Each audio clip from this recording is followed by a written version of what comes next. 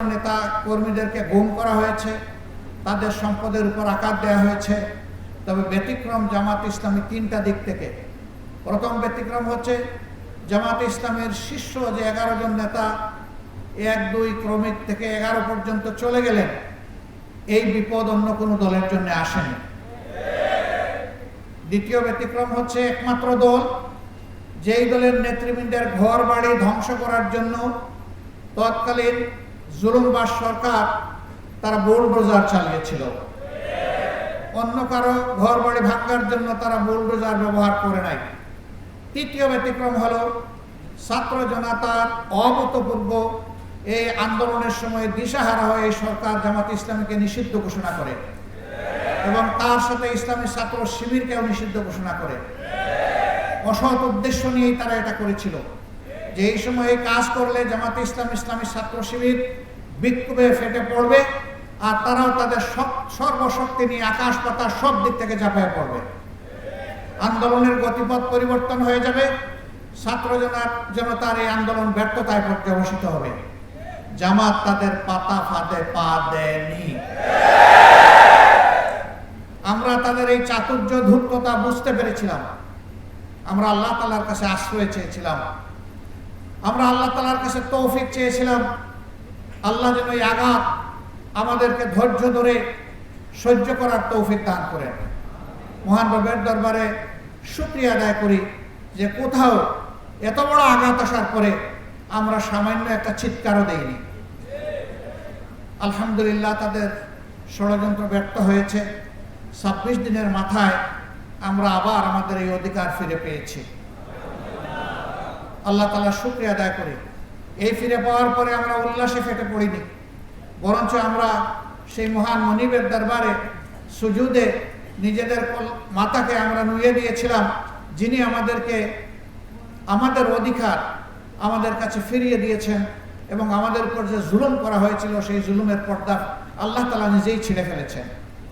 আমার সম্মানিত ভাইয়েরা, এত ত্যাগ, এত রক্ত, এত জীবনের বিনিময়ে বাংলাদেশ যে দ্বিতীয় বা তৃতীয় স্বাধীনতা পেল, এই স্বাধীনতা আজকে বাংলাদেশের 18 কোটি মানুষের কাছে সেই সমস্ত শহীদ ভাই বোনদের আমানত যারা এই আন্দোলন সফল করতে গিয়ে দুনিয়া থেকে বিদায় নিয়েছেন, সেই সমস্ত ভাইদের আমানত যারা জালিমের গুলিতে 2 চোখ হারিয়ে তারা এখন অন্ধ হয়ে পড়েছেন, সেই সমস্ত ভাই বোনদের আমানত যারা লড়াই করতে গিয়ে তাদের হাত এবং পা হারিয়েছেন, তারা পঙ্গুত্ব বরণ করেছেন। আপামর জনতার এই আমানত আমাদেরকে বহন করতে হবে এবং তার প্রতি সম্মান দেখাতে হবে। বর্তমানে যে সরকার আছে, জনগণই তাদেরকে এই দায়িত্ব দিয়েছে। তাদের মূল কাজ হচ্ছে রাষ্ট্রের যে বিশাল ধ্বংস সাধন করা হয়েছে, প্রাতিষ্ঠানিক জায়গাগুলোকে এলোমেলো করে দেওয়া হয়েছে, সর্বনাশ করে দেওয়া হয়েছে, দ্রুততম সময়ের ভিতরে তারা এগুলাকে পুনর্বিন্যাস করবেন। নির্বাচনের জন্য একটা অনুকূল পরিবেশ তৈরি করবেন। যখনই অনুকূল পরিবেশ তৈরি হয়ে যাবে তখন একটি অর্থবহ, গ্রহণযোগ্য, সুষ্ঠু নির্বাচন জাতিকে উপহার দিয়ে তারা আবার তাদের স্ব কর্তব্যের জায়গায় চলে যাবেন। আমরা সেই দিনের অপেক্ষায় আছি। আমরা তাদেরকে সঙ্গত সময় দেওয়ার পক্ষে। এই কাজগুলা করার জন্য যেটুকু মিনিমাম সময় প্রয়োজন সেই সময় আমরা তাদেরকে দেওয়ার পক্ষে। আমরা এই কথা বারবার উচ্চারণ করেছি। সেই সাথে আমরা আমাদের আকাশ এখনো কালো মেঘ মুক্ত হয়নি। এখনো বাংলাদেশের আকাশে শকুনের ঘোরাঘুরি চলছে। এই ব্যাপারে আমরা যেন আত্মতৃপ্তিতে না ভুগি যে আমরা বোধহয় পূর্ণ সফলতা বা বিজয় পেয়ে গিয়েছি। বাংলাদেশের মানুষকে হয়তো আরো অনেক ত্যাগ স্বীকার করতে হবে। আল্লাহ তাআলার কাছে দোয়া করি সকল ত্যাগের বিনিময়ে আমাদের দেশটাকে যেন আল্লাহ তাআলা পরিচ্ছন্ন করে দেন, আল্লাহ তাআলা যেন জুলুম মুক্ত করে দেন, আল্লাহ যেন ন্যায় এবং ইনসাফের ভিত্তিতে একটা সমাজ বিনির্মাণের তৌফিক এই জাতিকে দান করেন। যে দলই ক্ষমতায় আসে তারা যেন এদেশের প্রত্যেকটি মানুষের আমানতের প্রতি সম্মান প্রদর্শন করে। আমাদের যুব সমাজ, ছাত্র, তরুণ এবং সমস্ত মানুষ একটাই স্লোগান তখন বারবার দিচ্ছিল, উই ওয়ান্ট জাস্টিস। এই সামাজিক সুবিচারটা বাংলাদেশের জনগণ একেবারেই পায়নি, বঞ্চিত।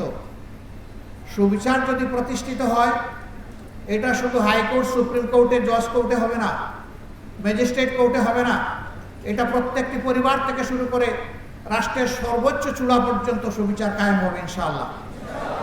এই সুবিচার কায়েম না হওয়া পর্যন্ত স্বাধীনতা বারবার অর্জন করলেও তার স্বাদ ভোগ করা আমাদের পক্ষে সম্ভব হবে না। এই জন্য সুবিচারের এই বীজতলা তৈরি করা এখন এই জাতির দায়িত্ব। যারা এখন সরকার পরিচালনায় আছেন, আমরা যারা রাজনীতির মাঠে আছি, আপনারা যারা বিভিন্ন পেশায় নিয়োজিত আছেন, এই জায়গাটা তৈরি করা এখন সমন্বিতভাবে আমাদের সকলের দায়িত্ব। এই জন্য সমাজের অতি গুরুত্বপূর্ণ একটি স্তম্ভ হচ্ছে সাংবাদিকতার জগৎ। সাংবাদিকরা হচ্ছেন ওয়াচডগ। তারা উপর থেকে সব কিছু দেখার চেষ্টা করেন এবং তারা জনগণের ভাষা অনুযায়ী ভাষা বুঝেন, পড়েন এবং তা মানুষের সামনে তুলে ধরেন। এ কারণেই তাদেরকে বলা হয় জাতির বিবেক। কিন্তু সেই বিবেকগুলো গত 15 বছর, 15.5 বছর আফসোসের বিষয়, তারা বিবেক অনুযায়ী তাদের দায়িত্ব পালন করতে পারেননি। তাদের উপরে অত্যাচারের খড়গ নেমে এসেছে, সাংবাদিকদেরকে হত্যা করা হয়েছে, সামান্য একটি স্ট্যাটাস অথবা একটি রিপোর্ট ছাপার অভিযোগে তাদেরকে টেনে হেঁচড়ে জেলে নেওয়া হয়েছে, জাতির বিবেককে কারাবন্দী করা হয়েছে, তাদেরকে হুমকি ধমকির মধ্যে রাখা হয়েছে, অদৃশ্য উপরের নির্দেশের কথা বলে তাদের কলমকে অচল করে দেওয়া হয়েছে, তাদের মুখে এক ধরনের তালা ঝুলিয়ে দেওয়া হয়েছিল। 5 তারিখের পর থেকে হাতের কলম মুক্ত হয়েছে, মুখের তালাও সরে গিয়েছে। আমরা চাই যে এটা যেন, এই মুক্তি এবং তালা সরে যাওয়া, এটা যেন চিরদিনের জন্য হয়। আপনাদেরকে বলা হয় সমাজের দর্পণ। আয়না কখনো কোনো কিছুকে বাড়িয়ে দেখায় না, আবার কোনো কিছু হাইডও করে না, গোপনও করে না, যা আছে তাই তুলে ধরে। অনেক সংবাদপত্র সংবাদের নামে, নিউজের নামে নিজেদের ভিউজ তুলে দেন। তার ভিতরে যা খেলে যে চিন্তা, তিনি যা চান সেইটা নিউজের নামে চালায় দেন। এটা আসলে জনগণের জন্য, সমাজের জন্য কল্যাণকর নয়। আপনি নিউজের জায়গায় নিউজটা দেন, ভিউজের জায়গায় আপনি ভিউজটা লেখেন, তাতে কোনো সমস্যা নেই। জনগণ আপনার ভিউজ যদি কবুল করে, আমাদের কোনো আপত্তি নেই। এই জায়গায়ও আমাদেরকে ফেয়ার স্ট্যান্ডার্ড এস্টাবলিশ করতে হবে।